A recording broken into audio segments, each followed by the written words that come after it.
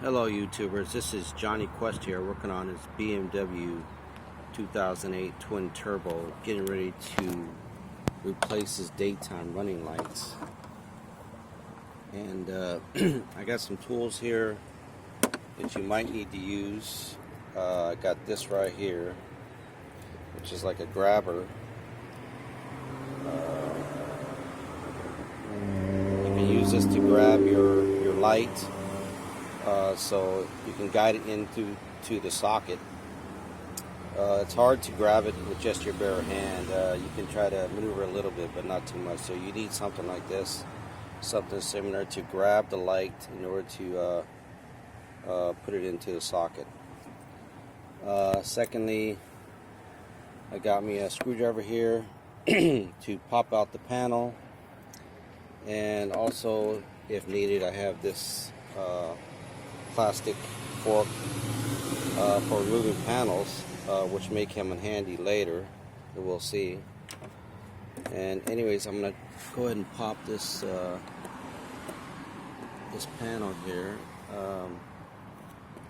If I can get a good grip on it here.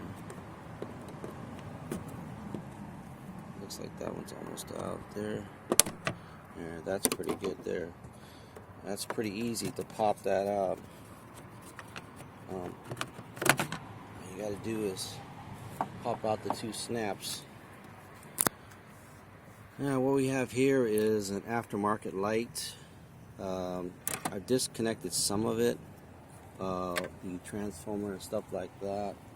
This this unit here I disconnected. And what's left is connected to the aftermarket light itself. So I just wanted to show you that if you take this fork here, and on this particular aftermarket light, you can spin it because it has these fins on the end of it. So you can spin it clockwise as you're facing it to release it. I don't know if you can see that.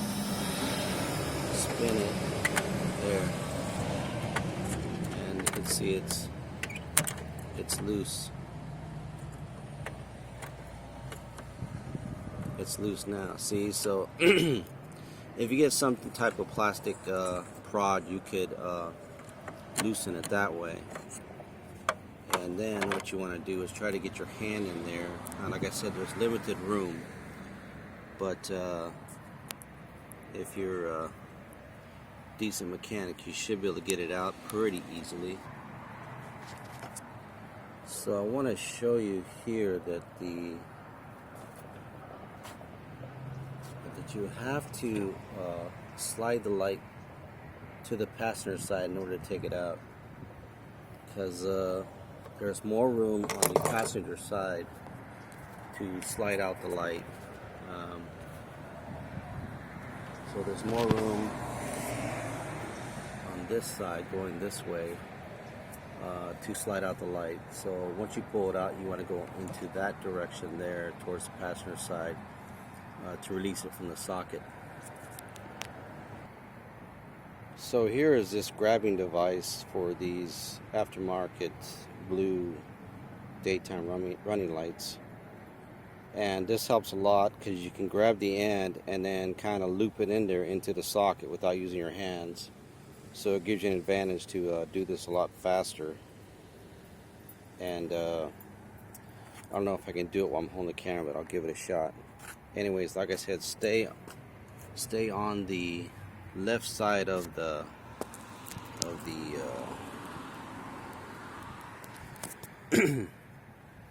stay on the left side, because there's more room on the left side.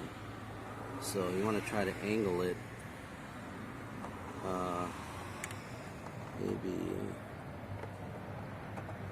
that direction here. Let's see. Now it's in the socket now. See? So you can place it into the socket pretty good.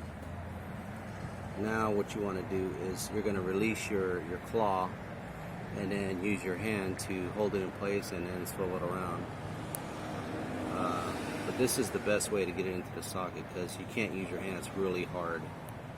So let me see if I can get it into the socket and snug it down. So I just wanted to show you real quickly on these aftermarket lights. I had to modify these. The blades on them were, one of them was too wide, so I had to cut it in half, file it down, in order for it to fit into the socket. I don't know, you can see that one is cut off compared to the other ones.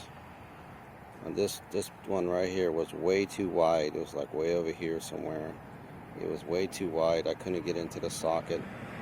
I filed it down. These are the blue daytime running lights, so I had to sacrifice. And on the other side, I had actually filed underneath also because it was sticking out too much. But at any rate, I'm going to try to get this one into the socket and see if we can see where we go from there. So I got it into its socket now, and the way I did it is I used my right hand to put pressure on it, on the back of it anyways, and I used a screwdriver to push on the inside of the socket. It's not connected, so it's all good. You can use the screwdriver to push in the counterclockwise direction to slide it over. So I held it on the back of the light, and then I slid it with the screwdriver, pushed with the screwdriver in the counterclockwise direction, and it locked into place.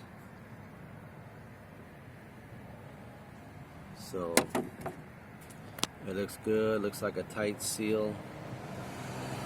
As you can see, it is a little difficult because you got to have pressure on the back of the light here. So if you put your hand in there, there's just enough room to get something in there,